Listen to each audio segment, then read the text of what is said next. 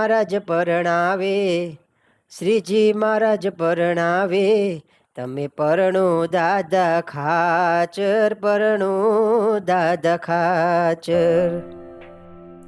પ્રસાદી સ્થાન ભટવદર. ભટવદરની આ ધરતી એટલી પવિત્ર છે કે એક જ સાથે 500 પરમહંસ, મહારાજ અને મોટા મોટા હરિભક્તો તેઓ પધાર્યા. આ પૃથ્વીલોક પર એવી કોઈક જ જગ્યા હશે કે જ્યાં એક જ સાથે બધા જ પરમહંસો, મોટા મોટા હરિભક્તો અને મહારાજ એક જ સમય એક જ સાથે પધાર્યા હોય. એવી આ પવિત્ર ધરતી એટલે ભટવદર. જેમ ભગવાન શ્રી કૃષ્ણ અર્જુનના સારથી બન્યા, તેવી જ રીતે દાદા ખાચરને પરણાવવા માટે ભગવાન શ્રી સ્વામિનારાયણ દાદા ખાચરનું વેલડું હકાવ્યું હતું અને તેના સારથી બન્યા હતા. એવું આ ભટવદર ધામ તે રાજુલાથી 15 કિલોમીટર દૂર આવેલું છે. મહારાજના સમયે માત્ર 2-3 જ ઘર આ ગામમાં હતા અને અત્યારે પણ આ ગામ ખૂબ જ નાનું છે. આ દરબારગઢ નાગપાલ વરુનો છે. હું એની 7મી પેઢીનો વારસદાર દિલુભાઈ ટપુભાઈ વરુ. હવે અંદર અમે હાલતા જઈએ છીએ. આ સાઈડ 4 મકાન હતા. જે દાદા બાપુની જાન આવી ત્યારે આ નાગપાલ વરુનો ગઢ અને રહેણાંક એનું અહીંયા હતું અને મંડપ અહીંયા નાખ્યો હતો.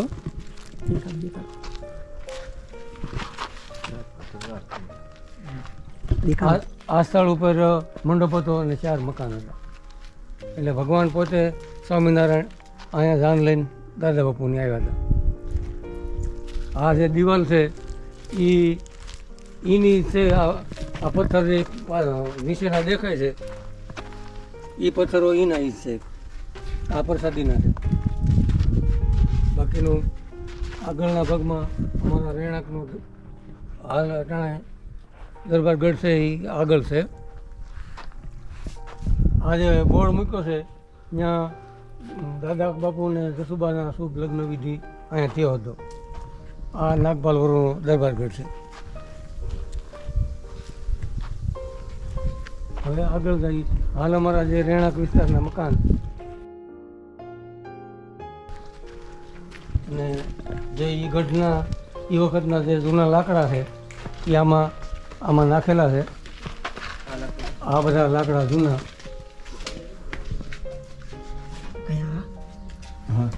હા, આ બધા જૂના લાકડા એ વખતના છે, પ્રસાદીના છે, ઓરિજિનલ ઘરના. આ બધું એ ઓરિજિનલ જ છે.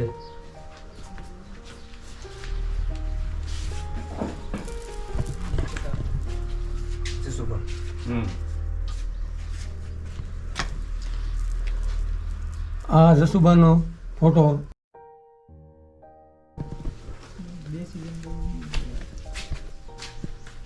આ અમારો રહેણાંક રહેવાનું ઘર છે.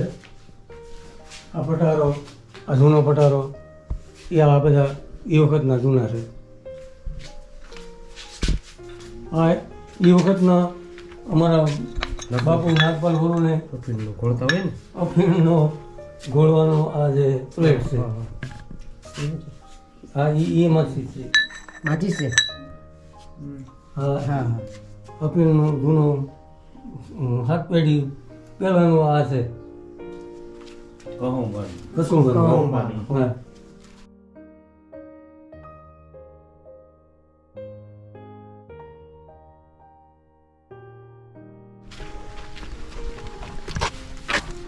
આ પ્રસાદીનો મહાપ્રસાદીનો કૂવો. એ વખતે દાન વખતે 750 માણાને પાણી મીઠું કરી અને ભગવાને અહીંથી પાણી પાયું. એ આ કૂવો. આજની તારીખમાં હજારો હરિભક્તો આ કૂવાની મુલાકાત લે છે.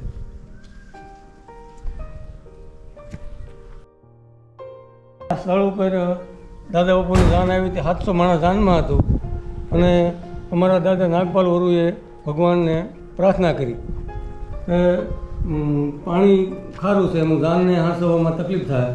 તો ભગવાને કીધું તું એ ચિંતા છોડી દો ને જાન માટે અમે વ્યવસ્થા પાણીની કરી લેવું. એટલે આ સ્થળ ઉપર ભગવાને વીડો ગાળી અને મીઠું પાણી કાઢ્યું. તો એ 700 માણસને જાનને 3 દિવસ જાન રોકાણી એ પાણીની વ્યવસ્થા આ કૂવામાંથી પૂરી પાડી. પછી ભગવાન 11 દિવસ છેલ્લે અમારા દાદાના કહેવાથી 11 ભાંગી અને અહીંયા જમ્યા ભટોદર ગામે. બધા સંતો પૂછવા ગયા કે વેવાય કે આજે 11 છે અને તમારે જમવું પડશે. તો ભગવાને કીધું 11 પણ આપણે જ બનાવેલું છે, આજ બધું જમી લો. એવું કરીને અહીંયા જમ્યા. પછી જાન અહીંથી ગઈ. હવે આગળ આપણે બાલમુકુંદ સ્વામીએ પધરાવેલા જે હનુમાનજી છે એ બાજુ જાય છે. અને દાદા બાપુનું વરવેલ એટલે ગાડું જાનનું એ પણ અહીંયા પધરાવેલું. આ મંદિર રાધારમણ દેવ જુનાગઢના તાબાનું છે અને હાલ કામ બંધ છે. હમણાં થોડા ટાઈમમાં આ કામ ચાલુ થવાનું છે. હવે આગળ આપણે મંદિરમાં જઈએ. અહીં દર્શન કરવા માટે આપણે સ્પેશિયલ આવવું પડે. આ સ્થાન એવી જગ્યાએ છે કે કોઈ જે મોટા મોટા મંદિરો છે, ધામ છે, તે આ રસ્તે આવે નહીં. તેથી અહીં સ્પેશિયલ દર્શન કરવા અહીં આપણે આવવું પડે.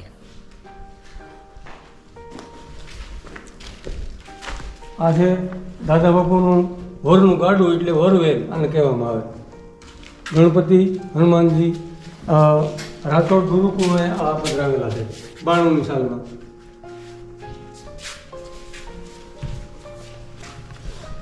આ હનુમાનજી બાલમુકુંદ સ્વામીએ જે ભગવાન અહીંયા સભા કરીને બેઠા હતા એ વખતે એ સ્થળ ઉપર બાલમુકુંદ સ્વામીએ હનુમાનજીની સ્થાપના કરી છે. એ હનુમાનજી જૂના છે અને બહુ પ્રતાપી અને સમર્થ હનુમાનજી છે. ધારો એ કામ થાય છે.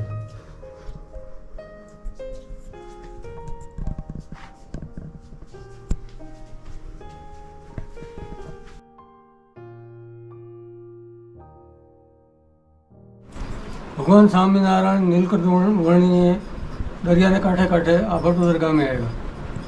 એ વખતે અમારા માળી જસુબા પાણી ભરતા હતા ને જોઈ ગયા એટલે ભગવાનના અહીં ઘેરે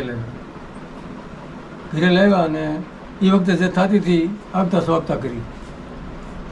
પછી ભગવાન 1856 એટલે 55માં અહીંયા આવ્યા. એ વખતે કોઈ આવી વ્યવસ્થા નહીં. આ ગામ હાવ નાનું, 2 જ ખોરડા હતા આ ગામમાં. પછી ભગવાન રોકાણા ટક બપોરો ને પાસેથી ગયા તો એ માળીને વરદાન આપતા ગયા જસુબા કે તમને અમે રાજની રાણી બનાવી દઉં. એને સમય ઘણો વયો ગયો. પછી ભગવાન ફરતા ફરતા ગઢડા ગયા. દાદા બાપુના લગ્ન તો થઈ ગયેલા હતા, એને કોઈ સંતાન નહીં. એ વખતે એ મિલકત બધી મંદિરમાં આપી દેતા હતા ભગવાનને. તેના કાકા ના પાડતા હતા કે તારે પરિવાર નથી પણ મારે તો છે ને, ન દેવા દીધું. તો ભગવાન કે તો દાદા બાપુને દાદા ખાસને જો દીકરો હોય એ દઈ દે તો મારાથી નહીં ના પડે. પછી ભગવાને દાદા બાપુને સમજાવ્યા કે તમારે બીજો વખત લગ્ન કરવા પડશે. કે જો ભગવાન તમે મારું ગાડું આંકો વરવેલ તો હું લગ્ન કરું. તો કહે અમે બંધાઈએ છીએ, તમે તારે આંકશું. એ વખતે ફરતા ફરતા કાળુ બાવળિયા 12 પટોળીના આયર એ ગયા અહીંયા ને કાળુ બાવળિયાને પૂછ્યું કે તમારે નાગપાલ વરવો ભટોદરના કેવો સંબંધ છે? તો ખારો મારો. તો કે દીકરીનું માગું નખાવી દો. તો કે સ્વામી એમાં ભગવાન કોઈ એની પાસે બહુ વ્યવસ્થા નથી ને આ તો તાલુકદાર દરબાર કહેવાય, એની જાન હાંસવાની તકલીફ થાય. તો કે એ બધું અમારી માથે છોડો પણ તમે હા પડાવી દો. તો કાંઈ વાંધો નહીં. પછી કાળુ ભગત અહીંયા અમારા દાદાએ વાત કરી. તો બધી જવાબદારી તારી, હું તો નાનો માણસ ભેહું રાખું છું, એટલી કાંઈ ખેતીની આવક છે નહીં. ગામ ધણી તો હતા જ, જમીન બધી પડતર. તો કે તમ તારે એ બધું અમારી માથે છોડો પણ તમે હા પાડો છો? તો હા. એ વખતે લગ્ન લખાવી અને ગયા કાળુ ભગત. ભગવાનને વાત કરી કે આ બધી વ્યવસ્થા હવે ભગવાન તમારે કરવી પડશે. પાણી તો અહીંયા નથી, છે પણ ખારું છે, તો કાંઈ વાંધો નહીં, બધું કરશું. પછી જાન આવી અહીંયા 2-3 દિવસ જાન આવી પગી. એટલે પેલું તો પાણીનો જ પ્રશ્ન હતો. એટલે ભગવાને જે આ કૂવો છે ત્યાં આમ ફોટો અડાડીને કીધું અહીંયા વીડો કરી નાખો, મીઠું પાણી થાય. પછી વીડો કર્યો, મીઠું પાણી થયું. એ વખતે 500 પરમહંસ અને 200 જાન અહીંયા, કુલ 700 માણસ જાનમાં. એવું 3 દી આ કૂવેથી પાણી બધાને પૂરું પાડ્યું હરિભક્તોને. એવા અસંખ્ય ચરિત્રો આ સ્થાનકને વિશે ભગવાન સ્વામિનારાયણ કરે. આ સ્થળ ઉપર જે જાન આવી દાદા બાપુની, એની છે તારીખ 29/1/1825. સંવંત 1881 મહાસુદ એકમને રવિવાર. તિથિ છે સંવંત 1881 મહાસુદ 9, 10 ને 11 3 દિનો અહીંયા ભગવાનનો પ્રોગ્રામ. આ વિડીયો દ્વારા તમે ભટવદર પ્રસાદી સ્થાનના દર્શન તો જરૂર કરી શકશો, પરંતુ જીવનમાં એકવાર અહીં દર્શન કરવા પધારજો.